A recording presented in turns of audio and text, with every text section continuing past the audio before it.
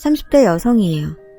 저는 평소에 좋은 일을 하면 좋은 일이 돌아오고 나쁜 일을 하면 나쁜 일 역시 돌아온다고 믿고 살았어요. 그리고 그 믿음은 얼마 전 현실로 증명이 되었죠. 제가 이렇게 사연을 보내게 된 것도 바로 그 일 때문이에요. 당시 저는 우리나라 3대 명문대 중 하나인 K대학교 법학과에 다니고 있었어요. 저는 중고등학교 때부터 무언가에 꽂히면 꼭 해내고 마는 성격이었거든요.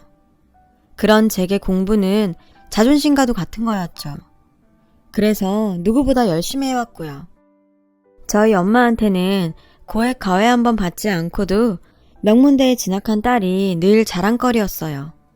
하지만 이런 기쁨도 잠시 아빠가 운영하시던 건축 관련 회사가 기울기 시작하면서 저희 집에 시련이 닥치기 시작했죠. 살던 집에서도 이사를 해야 했고 전업주부였던 엄마도 일을 하셔야 할 정도로 집 사정이 좋지 못했어요. 어수선한 환경 때문인지 저는 그동안 한 번도 놓친 적 없던 장학금을 놓치고 말았어요. 그 바람에 계획에 없던 휴학을 하게 되었고요. 당장 제가 사용하는 휴대폰 요금이라도 내려면 돈을 벌어야 하는 상황이었어요. 다행히 평소 저를 예뻐해 주시던 엄마의 친구분 도움으로 대형 로펌에서 아르바이트를 하게 되었어요. 로펌이라니. 비록 아르바이트였지만 전 꿈의 직장에 다니게 된 게 마냥 좋기만 했어요. 나도 빨리 이쪽 일을 하는 버젓한 사람이 되고 싶다는 생각을 하며 출근을 했죠. 로펌에서 제가 하는 일이라고는 눈에 띄지도 않는 청소나 잔심부름이 고작이었지만 타고난 머리로 일도 빨리 배우고 야무지게 잘하니 사무장님들이 예뻐해 주시더군요. 덕분에 저는 아르바이트였지만 일의 재미를 느꼈고 저도 로펌의 일원이 된 것 같아 즐겁게 생활할 수 있었어요. 그렇게 저는 로펌에 완벽하게 적응하게 되었고 그러면서 저보다 6살 많은 젊은 사무장님과 친해졌어요. 당시 제 연애 경력은 또래 남자친구랑 100일 정도 사귄 게 고작이라서 어른 남자의 매력에 마음이 흔들리게 되었죠. 사무장님은 외모도 뛰어난 데다 옷도 잘 입고 말솜씨도 좋아서 여직원들이 호감을 갖고 호시탐탐 노리고 있었어요. 자신감 하나는 어디서도 빠지지 않는 저였지만 정직원도 아니고 아직 대학 졸업도 못한 처지라 짝사랑으로 만족하기로 일찌감치 마음을 먹었더랬죠. 하지만 그런 저에게도 기회가 찾아왔어요. 그날은 월급날이었어요. 모두 같은 날 월급을 받았기에 사람들은 신이 나서 오랜만에 회식을 하자고 했죠. 사실 전 회식은 처음이라 은근히 기대가 되더라고요. 마침 제 환영회를 겸하는 자리라서 저는 폭탄주를 릴레이로 마시게 되었어요. 그 바람에 화장실 변기를 잡고 한참을 씨름해야 했죠. 머리가 깨져나갈 것 같아서 이러다 죽는 게 아닐까 할 때쯤 제 눈에 아른하게 사무장님의 얼굴이 보이는 거예요. 괜찮아? 많이 힘들면 내가 말해줄 테니까 집에 가도 돼.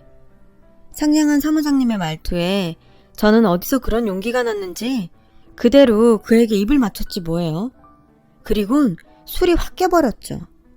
술 때문인지 창피해서인지 저는 얼굴이 빨갛게 달아올라서 서둘러 가게를 빠져나왔어요.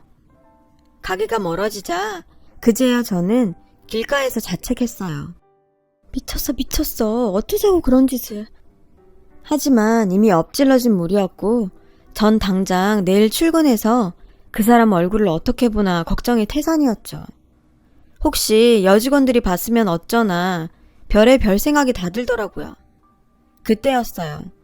제 뒤에서 자동차 한 대가 크락션을 빵빵거리며 다가오더라고요. 놀라서 옆으로 비켜보니 사무장님의 차였어요.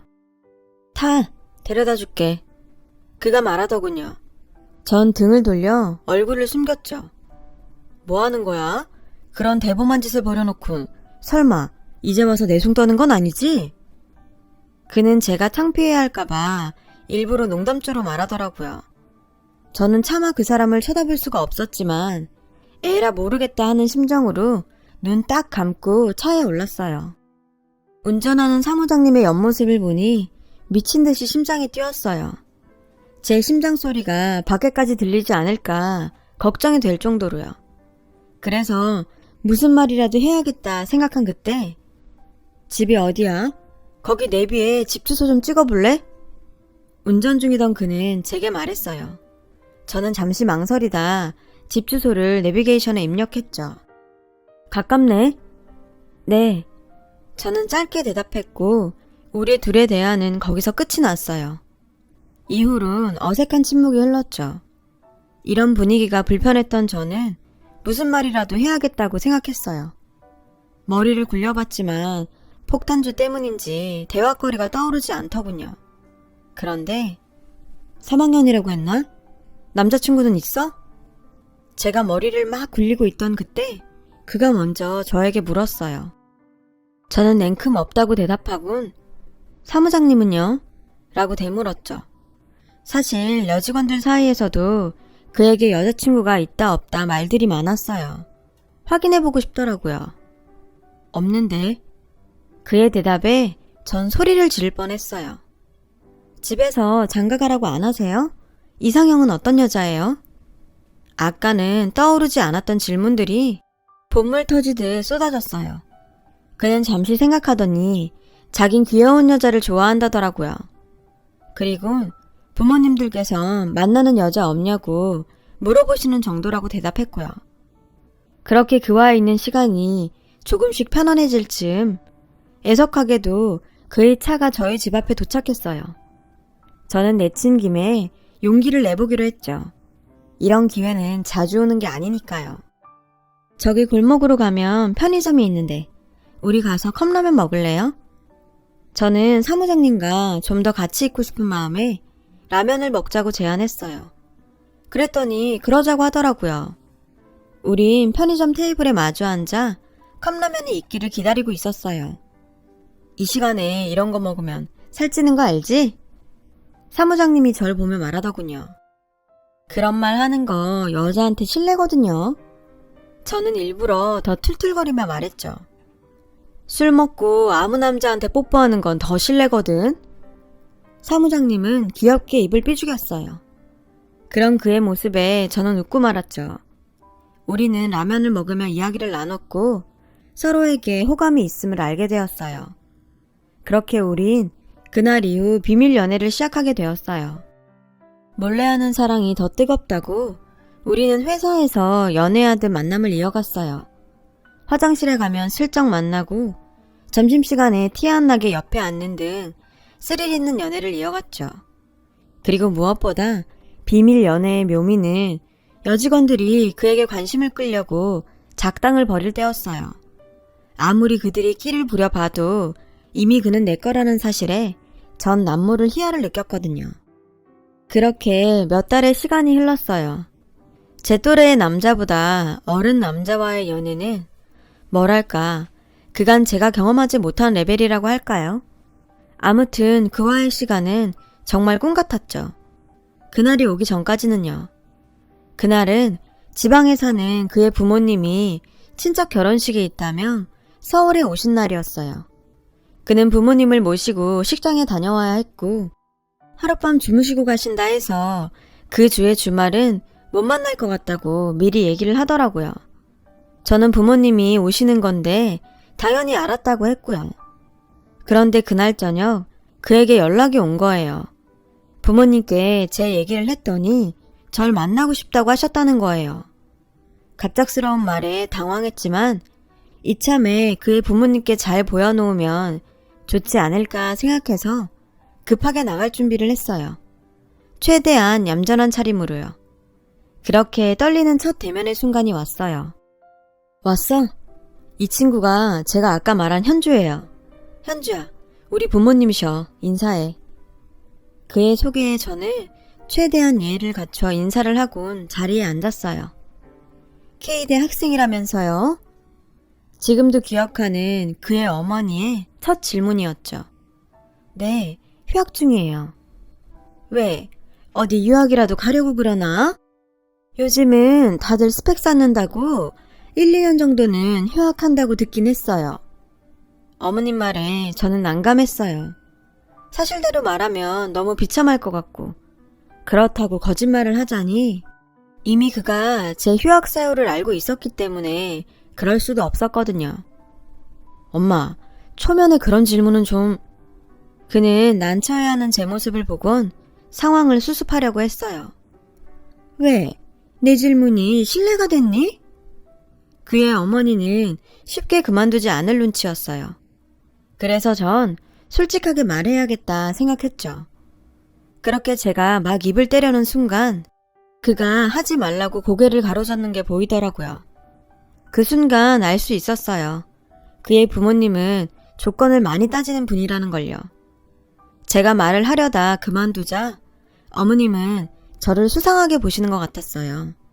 그래서 전 아무 말이라도 해야 했죠. 곧 졸업인데 제가 너무 사회 경험이 없는 것 같아서 이것저것 많이 해보려고 휴학하게 됐어요. 제 대답에 썩 만족스럽진 않지만 어머님은 고개를 끄덕이시더군요. 저는 그런 어머님과 아버님을 보며 제 자신이 초라하게 느껴졌어요. 나중에 안 사실인데 그의 부모님은 지방 중심가에 건물을 가지고 계실 정도로 경제력이 있는 분이셨어요. 아들 셋을 모두 유학까지 보내시고 그 건물에 거주하면서 상가 임대료를 받아 생활하시는 분들이셨죠. 그 동네에서 남부럽지 않게 살면서 자식들도 잘 키웠다 소문난 집 중 하나였던 거예요. 법대를 나와 유학까지 다녀온 당신의 아들은 충분히 변호사까지 될 수 있는데 사법고시를 보는 게 귀찮아서 저러고 산다며 저에게 자랑 같은 하소연을 하시더라고요. 좋아하는 남자의 어머니 말씀이니 듣고 있었지만 조금 힘들었죠. 주말이 지나고 로펌에 출근한 저는 일부러 남친 근처에 가지 않았어요. 저의 태도에 제가 삐진 것을 알아차린 그는 제 눈치를 보며 미안하다고 온갖 손짓을 다 했죠. 그런데 설상가상으로 그 모습이 여직원들 눈에 딱 들어가고 만 거예요. 방금 뭐야? 내가 뭘 본 거지? 저는 드디어 올 것이 왔구나 싶었어요. 저는 탕비실로 끌려가 언니들한테 둘러싸인 채 질문 세례를 받았고 무슨 치조라도 당한 양 기가 쪽쪽 빨리고서야 자리로 돌아올 수 있었어요. 자리로 돌아와 보니 그가 두고 간 듯한 마카롱 상자가 놓여 있었어요. 그리고 그날 밤 퇴근 후 그에게 귀에 딱지가 앉을 정도로 사과를 듣고 마음을 풀기로 했어요. 그날 이후 로펌에는 우리가 만난다는 사실이 쫙 퍼졌어요. 간혹 짓궂은 장난의 대상이 되긴 했지만 걱정했던 것보다는 나쁘지 않았어요. 은근히 그런 상황을 즐길 정도로요. 하지만 이런 상황을 즐기고 있는 저와는 달리 남친은 힘든 시간을 보내고 있었죠. 탕비실을 지나다 남친과 어머님의 통화 소리를 듣게 되었거든요. 전화기 밖으로 어머님 목소리가 들리는 바람에요. 어머님께선 남친이 결혼 상대를 찾아도 모자랄 판에 절 만나 시간 낭비를 한다며 무척 화가 나셨더라고요. 당장 헤어지라고 하시는 목소리가 밖으로 쩌렁쩌렁하게 들릴 정도였어요. 저는 숨을 죽인 채 통화를 엿들었어요. 그동안 아무것도 모르고 혼자만 신났던 제가 한심했고 남친한테 미안한 생각이 들더군요. 그 순간 5만 가지 생각이 들었어요. 헤어져야 하나 말아야 하나. 결국 전 남친한테 휴게실에서 하는 통화 소리를 들었다고 말했어요. 왜 그동안 혼자 힘들었냐고 물었더니 저까지 힘들게 하고 싶지 않아 그랬다고 알게 해서 미안하다고 하더군요. 거기까진 괜찮았어요. 그런데 갑자기 복학하려면 등록금이 얼마나 필요하냐고 묻는 거예요. 저는 그게 왜 궁금하냐고 되물었죠. 그랬더니 제가 자기 부모님한테 인정받을 만한 조건을 갖추면 좋을 것 같다는 거예요. 그래서 졸업이라도 자기가 시켜주고 싶다고요. 저는 그의 말에 너무 놀랐어요. 제 등록금을 대신 내준다니. 대신 내준데도 받을 생각 하나도 없었지만 정말 생각도 못한 일이었고 그 정도로 나를 좋아하나 싶어 감동을 받았죠. 그런데 학자금 대출을 받는 건 어때? 갚는 건 내가 도와주더라도. 아니다. 그냥 여기 아르바이트 그만두고 과외를 하는 건 어때? 내가 소개할게. 그게 훨씬 더 많이 벌 수 있잖아. 안 그래? 너무 적극적으로 어필하는 그 모습에 좀 전에 감동이 채 가시기도 전에 실망스럽더라고요. 저의 있는 모습 그대로를 좋아한다고 생각했는데 이제 와선 자기 부모님이 인정할 조건을 갖추라니 저는 너무 어이가 없었어요. 조금 전 제 등록금을 내준다는 말에 감동했던 제가 너무 한심하게 느껴지더라고요. 그는 제가 말이 없자 기분이 상했다는 걸 알았는지 자신은 저랑 결혼까지 생각하고 있어서 한 말이지 다른 뜻은 없다며 진심으로 미안하다며 사과를 하더군요. 오죽하면 이 남자가 이런 생각까지 했을까. 돈 없는 서름을 처음으로 절절하게 느끼는 순간이었어요. 저는 그 뒤 대학 등록금을 마련하기 위해 아침부터 초저녁까지 남친이 있는 로펌에서 아르바이트를 하고 저녁엔 과외를 시작했어요. 저녁마다 수업이 있어서 그와 만나는 시간은 줄었지만 졸업장을 따야 했기에 정말 열심히 돈을 벌었어요. 집에도 아주 조금이나마 더 보탬이 될 수 있어서 좋기도 했고요. 그러던 어느 날이었어요. 과외 받는 학생이 독감에 걸려서 아주 오랜만에 시간이 생겼지 뭐예요. 모처럼 그와 데이트를 해야겠다 생각한 저는 남친한테 전화를 걸었어요. 만나서 뭘 할까 생각하면서요. 그런데 전혀 예상하지 못한 그의 어머니가 대신 전화를 받지 뭐예요. 어머니, 안녕하세요. 놀란 저는 사람들도 많은 거리에서 핸드폰에 대고 허리 숙여 인사했어요. 마침 연락하려고 했는데 잘 됐네. 우리 전에 만났던 가게에서 만날까? 저는 결코 좋은 소리를 듣지 못할 거란 걸 알았지만 어쩌겠어요. 어머님이 나오라니 나가야죠. 그런데 약속 장소에는 어머니뿐만 아니라 낯선 여자도 같이 있더라고요. 왠지 불길했어요. 아니나 다를까 어머님은 제가 자리에 앉기도 전에 제게 여자를 소개하시더군요.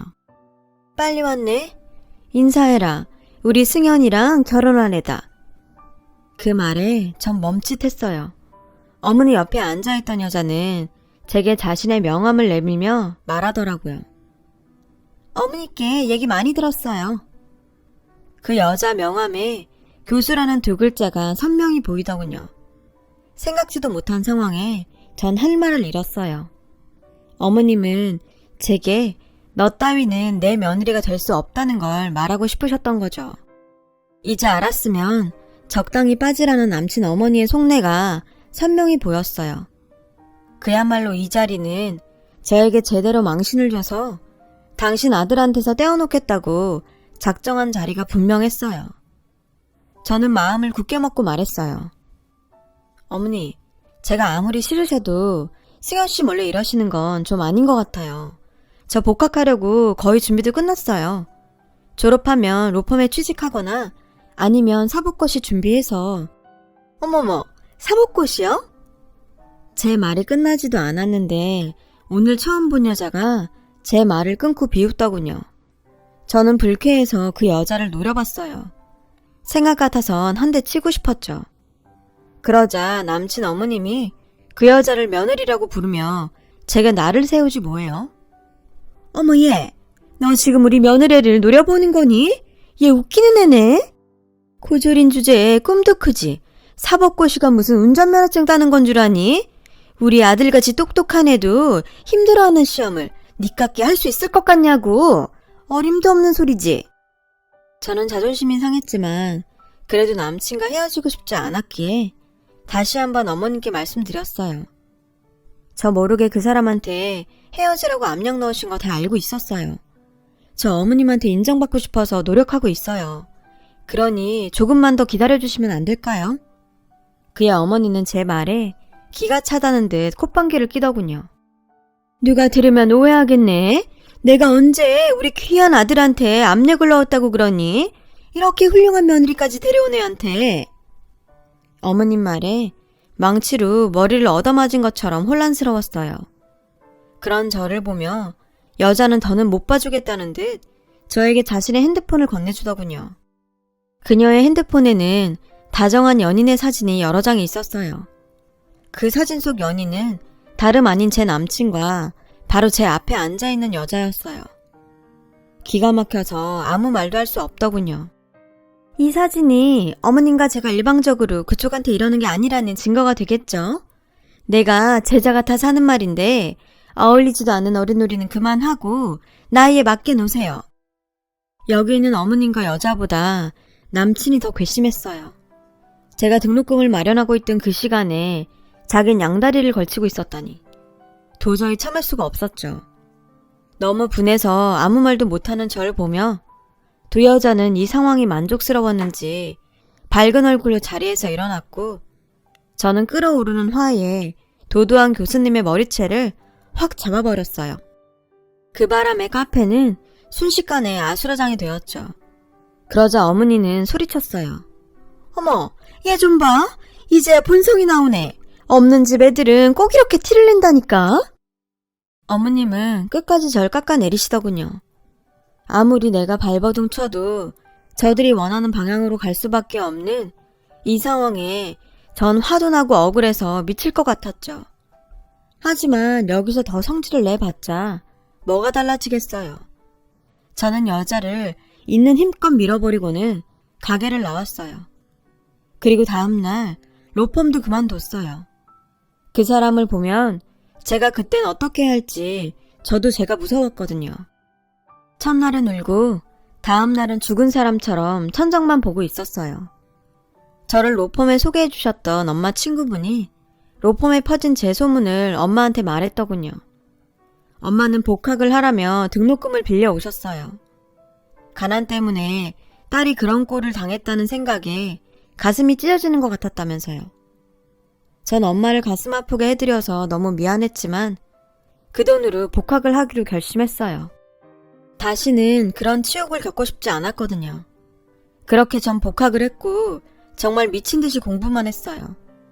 그러던 중 로펌에서 친하게 지냈던 직원을 통해 그의 소식을 듣게 되었죠. 다음해 그 여교수와 결혼한다더군요. 저는 그들에게 복수하는 방법은 오로지 성공밖에 없다 생각하며 사법고시를 준비했어요. 목표가 뚜렷해지니 잠자는 시간도 아까울 정도였어요. 죽기 살기로 공부를 했어요. 그 결과 대학 졸업 후 사법고시 최종 합격이란 결실을 얻게 되었죠. 부모님께선 세상 누구보다 좋아하셨고 저는 모처럼 부모님께 제대로 효도한 것 같아서 무척 기뻤어요. 그리고 얼마 뒤 우리 집에 정말 좋은 일이 생겼어요. 아빠의 사업도 조금씩 펴가서 안정적이게 되었어요. 전보다 규모는 작아지긴 했지만 그래도 더 이상 돈 걱정 안 하고 살게 된 거죠. 지난 몇 년간 고생을 했던 우리 가족은 그날 행복의 눈물을 흘렸어요. 이후 저는 무사히 사법연수원 과정을 마쳤고 그렇게 바랬던 변호사 배지를 가슴에 달게 되었어요. 전 사법연수원을 좋은 성적으로 마친 덕에 대형 로펌들에서 러브콜을 받았어요. 그중엔 지우고 싶은 흑역사의 로펌도 껴있더라고요. 저는 친분이 있는 직원을 통해 전 남친이 아직 거기에 근무하는지 알아봤어요. 다행히 아직 거기에 있더라고요. 이제야 비로소 복수할 때가 되었다고 생각한 저는 그 로펌으로 가기로 했어요. 신입 변호사인 저에게 로펌에선 고급 세단 한 대와 억대 연봉을 약속했어요. 그리고 드디어 첫 출근 날이 됐어요. 대표 변호사님이 저를 소개하자 로펌 사람들은 다들 놀라는 눈치였죠. 자기들 밑에서 자질구레한 일을 도맡아 했던 제가 자신들 상사라니 충격이 컸을 거예요. 그리고 그 중에서 가장 충격을 받은 사람은 바로 전 남친이었어요. 그 사람 얼굴을 보자 지난 일들이 파노라마처럼 스쳐갔어요. 더럽고 치사하고 분했던 순간들이요. 당시 그 사람은 제가 로펌을 그만두자 핸드폰 번호부터 바꾸고는 미안하다는 전화나 문자 하나 없었죠. 아마도 다신 볼 일 없다고 생각했을 거예요. 그런데 이렇게 제외한 거죠. 더 기가 찬 건 콧대 높은 와이프한테 버티지 못하고 이혼을 했는데 제가 변호사가 되어 다시 나타나니 저랑 다시 어째보려고 수작을 부린다는 거예요. 저는 어이가 없어서 그를 부하 직원 부리듯 하대했고 전부인으로 인한 트라우마인지 그는 저한테서도 멀어져 갔어요. 그리고 뜻밖의 기회가 찾아왔어요. 전 남친의 어머니가 자기 건물에 속 썩이는 세입자가 있다며 아들이 일하는 로펌에 찾아온 거였죠. 사무장이랑 상담해도 된다고 말해도 당신은 변호사랑 상담할 거라고 박박 우겨서 변호사들이 일하는 탑층까지 행차한 거예요. 그러다 거기서 저랑 딱 마주친 거죠. 저를 못 알아본 어머니는 저에게 공손하게 다가와 이러더라고요. 변호사님, 저 상담 좀 해주세요. 우리 아들이 여기 사무장인데 같은 식구니까 모른 척 마시고요. 이 상황이 어찌나 웃기던지 참기 힘들 정도였죠. 어머니, 저는 못 배워서 도와드리기가 어려울 것 같은데요. 저는 그렇게 당신이 했던 말을 되돌려 주었어요. 이게 무슨 소린가 황당해하던 그의 어머니는 자신의 아들이 도착하자 그제야 저를 기억하는 것 같았어요. 어머, 후질구레 하더니 차림새는 못 알아볼 정도로 나아졌구나. 근데 고절 너 아직 여기서 일하니? 그만둔 거 아니었어? 그 망신을 당하고도 이러고 있다니 넌 참 벨도 없는 애구나. 좀 전까지 선생님이라고 하시더니 무슨 병검술도 아니고 얼굴을 싹 바꾸는데 저는 기가 막혀 말이 다 안 나오더라고요. 전 남친은 자기 엄마한테 눈으로 저를 가리키군. 엄마, 쟤 이제 고졸 아니고 우리 로펌 변호사야. 더 망신당하지 말고 얼른 나가요. 그는 자신의 어머니를 잡아 끌고 나가려고 했어요. 그런데도 어머님은 막무가내였죠. 믿기 어렵다는 듯 제게와 이렇게 말하더군요. 얘가 지금 무슨 소리야? 어떻게 고졸이 변호사가 돼? 전 이때다 싶어 눈 딱 내리깔고 또박또박 얘기했죠. 변호사라는 거 어떻게 되는지 정말 모르세요? 아, 맞다. 아드님은 귀찮아서 사법고시 안 본다고 했던가요? 사법고시란 게 귀찮고 말고 할 일인가요? 그냥 당신 아들은 못하는 겁니다. 좀 솔직해져 봐요. 누가 보면 아주머님 아들 이 로펌 대표라도 되는 줄 알겠더니 그냥 속물에 허세에 찌질 그 자체네요. 교양 없이 난동 피지 말고 당장 나가요. 이렇게 말을 하고 나니 정말 10년 묵은 채증이 내려가는 것 같더라고요. 저는 입꼬리가 저절로 올라갔어요. 제 말에 그와 그의 어머니는 기가 막힌다며 씩씩거렸죠. 저는 재판이 있어서 이만 가볼게요. 김 사무장님은 오늘 점심때까지 최혜란 씨 사건 기록 내 책상에 가져다 놓으세요. 전 남친한테 업무 지시를 하곤 유유히 그곳을 빠져나왔어요. 그 다음 이야기는 역시나 소식 빠른 여직원들을 통해 금방 알 수 있었는데요. 저의 변한 모습과 제가 당신 아들을 부려먹는 모습에 펄쩍 뛰던 그의 어머니가 갑자기 복통을 호소하시면서 응급차에 실려갔다고 하더라고요. 어찌나 통쾌하던지. 그리고 그 달이 끝날 무렵 전 남친은 일신상의 이유로 사표를 냈어요. 그 이유 소식은 저도 알지 못하고요. 처음엔 복수를 시작했던 변호사 일이 밀려드는 사건에 정신없이 살다 보니 전 남친 소식 따위는 신경 쓸 겨를도 없었거든요. 지금 저는 다른 로펌에 더 좋은 조건으로 이직을 준비하면서 꿀같은 휴가를 보내고 있어요. 너무 오랜만에 쉬는 탓인지 잠시 잊고 있던 옛 생각이 떠올라 이렇게 긴 글을 적어보게 되었네요. 제 얘기를 들어주셔서 감사드리고요. 여러분 가정에 행복한 일 가득하시길 바래요.